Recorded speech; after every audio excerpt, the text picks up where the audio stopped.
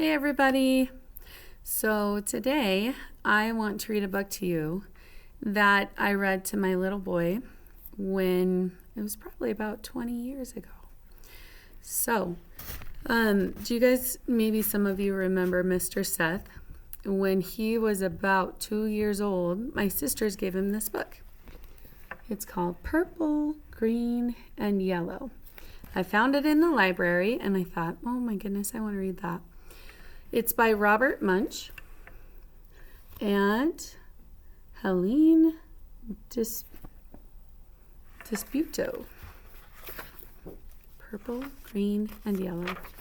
Maybe you'll see why it's one of my favorites.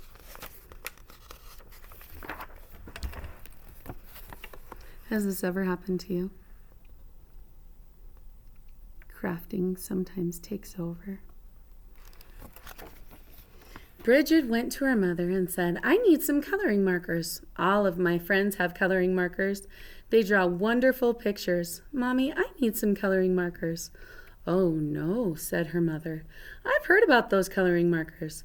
Kids draw on the walls, and they draw on the floor, and they draw on themselves. You can't have any coloring markers. I want to show you something. In the United States, we spell the word color C-O-L-O-R. But they spell it a little different, which has me thinking that this author might be from Europe. Well, said Brigid, there are these new coloring markers. They wash off with just water. I can't get into any trouble with coloring markers that wash off. Get me some of those. Well, said her mother, all right. So her mother went out and got Brigid 500 washable coloring markers. Brigid went up to her room and drew wonderful pictures. She drew lemons that were yellower than lemons and roses that were redder than roses and oranges that were, can you guess? Oranger than oranges. I love it.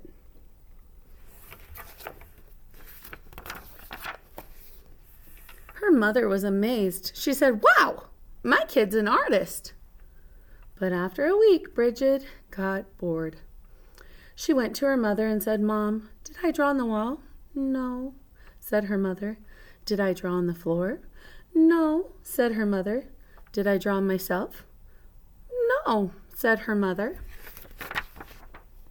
Well, said Brigid,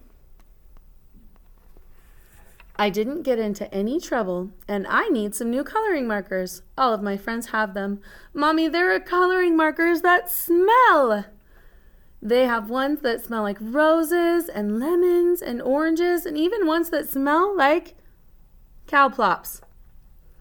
Mom, they have coloring markers that smell like anything you want. Mom, I need those coloring markers. Her mother went out and got 500 coloring markers that smelled. Then Brigid went upstairs and she drew pictures. She drew lemons that smelled like lemons and roses that smelled like roses and oranges that smelled like oranges and cow plops that smelled like cow plops. Gross.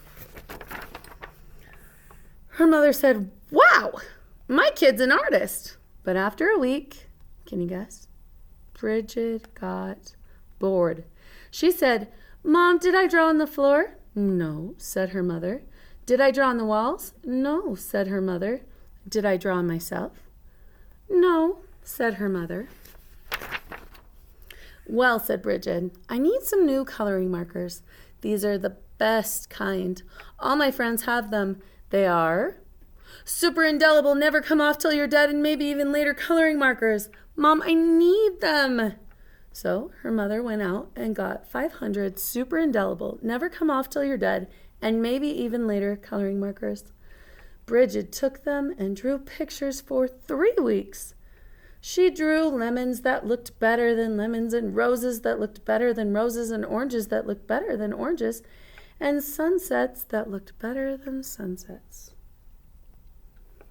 She has a lot of markers. Then she got bored. Uh-oh. Yeah, can you tell? She said, I'm tired of drawing on the paper, but I'm not going to draw on the walls, and I'm not going to draw on the floor, and I'm not going to draw on myself. But everyone knows it's okay to color your fingernails. Even my mother colors her fingernails. So Brigid took a purple, super indelible, never come off till you're dead, and maybe even later coloring marker, and she colored her thumbnail purple. And that was so pretty that she colored all of her fingers purple, black, and yellow. And that was so pretty that she colored her hands yellow, green, and red. And that was so pretty that she colored her face purple, green, yellow, and blue. Oh, she's getting a little carried away. And that was so pretty that she colored her belly button blue. And that was so pretty that she colored herself all sorts of colors almost entirely all over. Then Brigid looked in the mirror and said, "What have I done? Mother is going to kill me." So she ran into the bathroom and washed her hands for half an hour, and nothing came off. Her hands still looked like mixed up rainbows.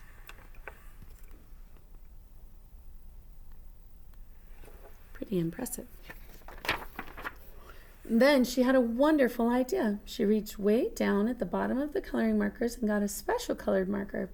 It was the same color that she was. She took that marker and colored herself all over again until she was regular color again. In fact, she looked even better than before. Almost too good to be true. She went downstairs and her mother said, "Why, Brigid, you're looking really good today." "Right," said Brigid. Then her mother said, "It's time to wash your hands for dinner." But Brigid was afraid that the special color would not stick to the colors underneath. So she said, "I already washed my hands."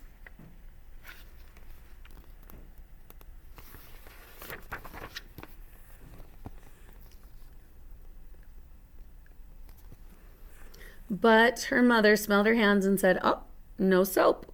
She took Brigid into the bathroom and washed her hands and face. All the special color came off, and Brigid looked like a mixed-up rainbow. "Oh, no," said her mother. "Brigid, did you use the color of your hands with the coloring markers that wash off?" "No." "Brigid, did you color your hands with the coloring markers that smell?" "No." "Did you use the super indelible, never come off till you're dead, and maybe even later coloring markers?" "Yes." "Yikes!" yelled her mother. She called the doctor and said, "Help, help, help, help, help, help. My daughter has colored herself with the super indelible, never come off till you're dead, and maybe even later coloring markers." "Oh dear," said the doctor. "Sometimes they never come off." The doctor came over and gave Brigid a large orange pill. She said, "Take this pill within 5 minutes and then take a bath." So Brigid took the pill, waited 5 minutes, and jumped into the bathtub. Her mother stood outside the door and yelled, "Is it working? Is it working?"